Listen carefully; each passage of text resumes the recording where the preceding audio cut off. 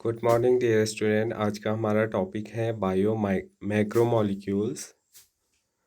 There are one feature common to all those compounds found in the acid soluble pool. They have molecular weight ranging from 8 to around 800 daltons. तो जो friction हमें मिला था solid acid soluble pool के अंदर, उसका एक wait range होता है जो लगभग 18 से 800 डाल्टन के अप्रॉक्सीमेटली देखने को मिलता है। The acid insoluble friction has only four types of organic compound, that is protein, nucleic acid, polysaccharide and lipids. यहाँ पर चार मेन टाइप के जो ऑर्गेनिक कंपाउंड्स हैं वो पाए जाते हैं इनसॉल्युबल फ्रिक्शन के अंदर। और वो कौन कौन से हैं? प्रोटीन, न्यूक्लिक एसिड, पॉलीसेकेराइड और lipids. These classes of compound with the exception of lipid have nuclear weight in the range of 10,000 Dalton and above. इनमें से केवल एक ऐसा है लिपिड जिसका जो मॉलिक्यूलर वेट का रेंज है वो 10,000 से ज़्यादा रहता है। For a very reason biomolecule that is chemical compound found in living organism are of two types के केमिकल कंपाउंड ऑर्गेनिज्म के अंदर प्रेजेंट रहते हैं। कौन कौन से? One, those which have molecular weight less than 1000 Dalton and are really referred to as micromolecule or simply biomolecules. तो जिनके बारे में हमने पहले पढ़ लिया है, ऐसे जिनका जो मॉलिक्यूलर वेट है वो 1000 डाल्टन से क्या है कम है, उनको हम क्या बोलते हैं? माइक्रोमोलिक्यूल या फिर biomolecule. while those which are found in the acids insoluble friction, acid insoluble friction के अंदर जो प्रेजेंट रहते हैं आर कॉल्ड मैक्रोमोलिक्यूल और बायो मैक्रोमोलिक्यूल इन्हें बोला जाता है। The molecule in the insoluble friction with the exception of lipid are polymeric substance. जितने भी जो सब्सटेंस हैं लिपिड के अलावा वो क्या हैं? वो मोनोमर्स के ज्वाइन होने की वजह से बने, यानी कि वो पॉलीमर सब्सटेंस हैं। They then why to lipid whose molecular weight do not exceed 18 Dalton come under the acid insoluble friction, that is micromolecular friction. तो जो लिपिड है उसका जो मॉलिक्यूलर वेट है वो 800 डाल्टन है। तो वो एसिड इंसॉल्युबल फ्रिक्शन के अंदर कैसे आते हैं? सबसे पहले बात करेंगे लिपिड की। Lipid are indeed small nuclear weight compound and are present not only as such but also arranged in structure like called cell membrane and other membrane. तो जितने भी बॉडी के अंदर मेम्ब्रेन का फॉर्मेशन होना है उसका फॉर्मेशन किसके द्वारा होता है? लिपिड्स के द्वारा होता है। When we grind a tissue, we are disturbing the cell structure. Cell membrane and other membrane are broken into pieces and from vessels which are not water soluble. Therefore, these membrane fragments in the form of vessels get spreaded along with the acid insoluble pool, and hence in the macromolecule friction lipid are not strictly macromolecules. क्योंकि lipids का जो separation होता है वो acid insoluble friction के अंदर होता है, लेकिन उसका जो मॉलिक्यूलर वेट है वो कितना है? वो 800 डाल्टन है। ठीक है, तो ये क्या होता है? एक लेस मैक्रोमोलिक्यूल की प्रॉपर्टी क्या होता है? The acid soluble pool represent roughly the cytoplasmic composition. Acid soluble pool के अंदर वो रिप्रेजेंट करता है साइटोप्लाज्मिक कंपोजिशन को, यानी कि हमारे साइटोप्लाज्म में जितना भी मटेरियल है, चाहे वो ऑर्गेनिक कंपाउंड हो या इनऑर्गेनिक कंपाउंड या फिर वाटर, वो सब एसिड सॉल्युबल पूल के को रिप्रेजेंट करते हैं। The micromolecule from cytoplasm and organelle become the acid insoluble friction. Macromolecule के अंदर साइटोप्लाज्म में क्या होता है, साइटोप्लाज्म और ऑर्गेनेल जो होते हैं वो इन एसिड इनसॉल्युबल फ्रिक्शंस के अंदर आते हैं। Together they represent the entire chemical composition of living tissue और ऑर्गेनिज्म। और जब वो दोनों आपस में मिल जाते हैं तो एक सेल का जो कंपोजिशन है या फिर एक टिश्यू का या एक ऑर्गेनिज्म का वो हमें पता चल पाता है। The summary if we represent the chemical composition of living tissue from evidence point of view and arrange them class wise, we observe that water is the most evident chemical in living organism। तो तब हमें पता चलेगा अगर हम सारे point of view को divide करके देखें या उन्हें अरेंज करें क्लास वाइज उनके मोनोमर के फॉर्मेशन के अकॉर्डिंग, तो हमें पता चलेगा कि जो वाटर है वो सबसे ज़्यादा एविडेंट केमिकल है जो लिविंग ऑर्गेनिज्म के अंदर प्रेजेंट रहते हैं। यहाँ पर आपको टेबल 9.4 में एवरेज कंपोजिशन ऑफ सेल दिया गया है। एक सेल के अंदर कितने कंपोजिशन में डिफरेंट जो कंपोनेंट हैं वो प्रेजेंट रहते हैं। अगर हम वाटर की बात करें तो 70 से 90% सेलुलर मास वाटर का बना रहता है।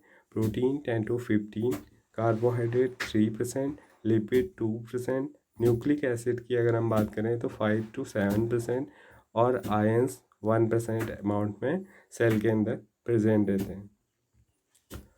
Our next topic is protein. Protein की बात करेंगे। प्रोटीन क्या होते हैं? प्रोटीन पॉलीपेप्टाइड होते हैं, यानी कि एमिनो एसिड जब पेप्टाइड बॉन्ड के द्वारा आपस में जुड़ती हैं तो क्या बनाती हैं? एक पॉलीपेप्टाइड चेन बनाती हैं और बहुत सारी पॉलीपेप्टाइड चेन आपस में मिल करके प्रोटीन का फॉर्मेशन करती है। तो स्टार्ट करते हैं। Protein are polypeptide, they are linear chains of amino acid linked by peptide bond as shown in figure 9.3 में आपको इसका स्ट्रक्चर भी दिया गया है। 9.2, 9.3. So here is the structure of protein. There are 4 different figures. First one is the primary structure of protein and second one secondary, tertiary and quaternary. There are 4 type of structure present.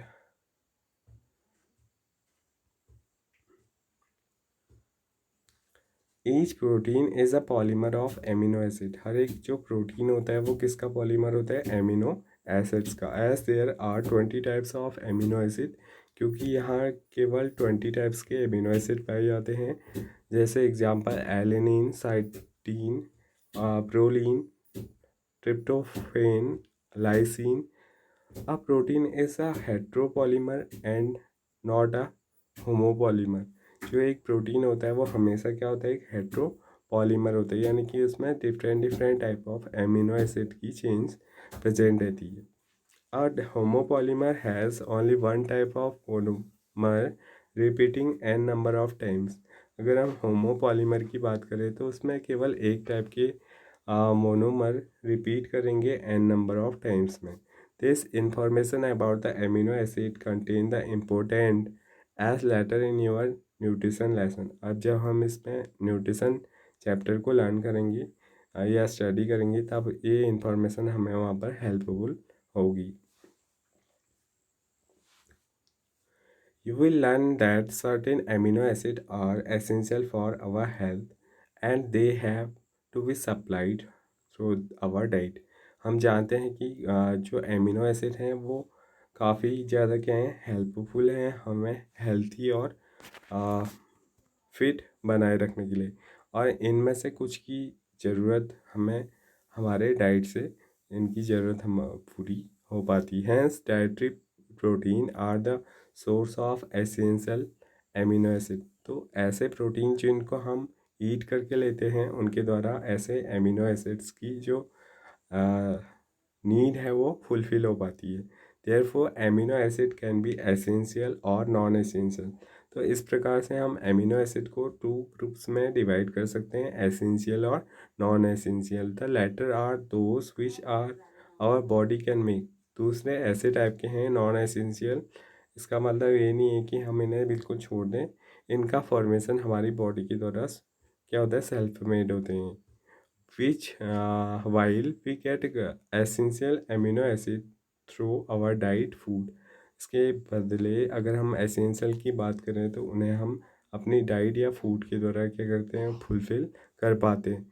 Proteins carry out many functions in living organism. Protein क्या करते हैं, हमारी body के अंदर बहुत सारे functions को complete करते हैं। कुछ क्या करते हैं, some transport nutrient across cell membrane. कुछ जो सेल मेम्ब्रेन है उसके आर पार न्यूट्रिएंट्स को ले जाने का काम करते हैं। सम आर हार्मोन्स, कुछ हार्मोन्स के रूप में अपना वर्क करते हैं, कुछ करते हैं। सम फाइट इन्फेक्शियस ऑर्गेनिज्म, जितने भी जो इन्फेक्शियस ऑर्गेनिज्म हैं उनसे फाइट करने में भी प्रोटीन हेल्पफुल है। सम आर एंजाइम्स, कुछ क्या हैं, एंजाइम्स हैं जो अलग अलग रिएक्शंस में अपना रोल प्ले कर रही हैं। Collagen is most abundant protein in animal world. जो कोलेजन है वो सबसे ज़्यादा अमाउंट में पाए जाने वाला प्रोटीन है एनिमल वर्ल्ड के अंदर। And ribulose bisphosphate carboxylase oxygenase, जिसको रूबिस्को बोला जाता है, is the most evident protein in the whole of the biosphere. और अगर हम एक बायोस्फीयर की बात करें, बायोस्फीयर जहाँ पर अलग अलग varieties of plant and animals क्या रहती हैं, प्रेजेंट रहती किसी भी जियोलॉजिकल एरिया में, तो उसके अंदर अगर हम बात करें सबसे ज़्यादा जो एविडेंट प्रोटीन है वो कौन सी है, रूबिस्को, जो प्लांट्स में पाई जाती है। नेक्स्ट बात करेंगे पॉलीसैकेराइड की। The acid insoluble pellet also has polysaccharide as another class of macromolecule. ये एक अनदर क्लास है मैक्रोमोलिक्यूल की, जिसके अंदर polysaccharide are long chains of sugars. ये क्या होते हैं, शुगर्स की लॉन्ग चेन होते हैं, यानी कि ये पॉलीपेप्टाइड पॉलीमॉर्फिक ऑफ मोनोमर्स होते हैं। They are thread laterally cotton thread containing different monosaccharide as building blocks। इनमें जो क्या होती हैं मोनोसैकेराइड होती हैं वो बिल्डिंग ब्लॉक्स का काम करती हैं, और यहाँ पर क्या होता है, एक थ्रेड का फॉर्मेशन होता है। For example cellulose is a polymeric polysaccharide consisting of only one type of monosaccharide, that is glucose। जैसे हम बात करें सेलुलोज की, ये क्या है, एक पॉलीसैकेराइड है, यानी कि एक पॉलीमर है किसका, ग्लूकोज का। सेलुलोज इज़ अ होमोपॉलीमर, क्योंकि ये क्या बना है, केवल एक टाइप के मोनोमर से मिलकर के बना है जैसे ग्लूकोज, तो ये क्या है, होमो पॉलीमर है। Starch is variant of this but present as a store house of energy in plant tissue. और स्टार्च प्लांट टिश्यू के अंदर एनर्जी स्टोर के रूप में या स्टोर हाउस के रूप में वर्क करते हैं। Animals have another variant called glycogen. Animals के अंदर एक डिफरेंट टाइप का जो पॉलीसेकेराइड है वो है glycogen.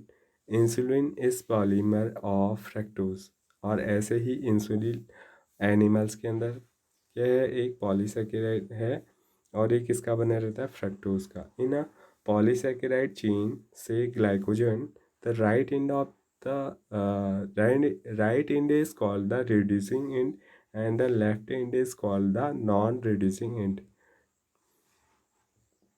It has branches as shown in the form of the cartoon। 9.2 में आपको इसका डायग्राम दिया है। इसका लेफ्ट एंड क्या बोला जाता है, नॉन रिड्यूसिंग एंड, और राइट एंड रिड्यूसिंग एंड बोला जाता है। Starch form helical secondary structure। In fact, starch can hold I2 molecule in the helical portion। This starch I2 is blue in color। Cellulose does not contain complex helixes and hence cannot hold I2। क्या होता है, जो starch जो होता है वो I2 को क्या कर लेते हैं, होल्ड करते हैं उसके जो हेलिकल पोर्शन है उसके अंदर, और वो क्या करते हैं, ब्लू कलर करते हैं। जबकि सेलुलोज के अंदर कोई भी हेलिकल कॉम्प्लेक्स है, हेलिक्स प्रेजेंट नहीं रहता है, तो वहाँ पर I2 होल्ड नहीं हो पाता है। Plant cell wall are made of cellulose. Plant की जो सेल वॉल है वो किसकी बनी है? सेलुलोज की बनी है। Paper made from plant polyp and cotton fibre of cellulosic. और इसके अलावा जो पेपर का फॉर्मेशन होता है प्लांट के पॉलिप से, कॉटन फाइबर से, वो भी क्या है? वो सेलुलोज के ही कंपोनेंट है। There are more complex polysaccharide in nature. They have as building blocks amino sugar and chemically modified sugars जैसे ग्लूकोसामाइन एंड एसिटल ग्लैक्टोसाइमाइन। ये क्या है? कुछ मॉडिफाइड शुगर है। Exoskeleton of arthropods for example have a complex polysaccharide called chitin. Chitin भी क्या है? Complex polysaccharide है जो किस में पाया जाता है? एक्सोस्केलेटन ऑफ ऑर्थोपोड्स में पाए जाते हैं। The complex polysaccharide are mostly homopolymers. जो कॉम्प्लेक्स पॉलीसेकेराइड होते हैं वो केवल एक टाइप के मोनोमर से मिल करके बने रहते हैं। तो आज का टॉपिक यहीं पर कंप्लीट होता है। इससे आगे नेक्स्ट वीडियो में देखेंगे। Thank you.